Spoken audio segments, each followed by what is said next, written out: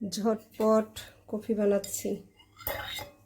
1 coconut oil, 2, 3। খুবই কম সময় তাড়াহুড়া করে করছি। দেব 1 চামচ কাকাও পাউডার।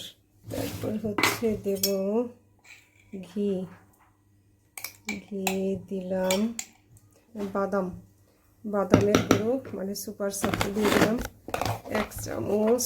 কফিটা জাল দিয়ে নিয়েছি। ঘুটা দিলেই কফি রেডি।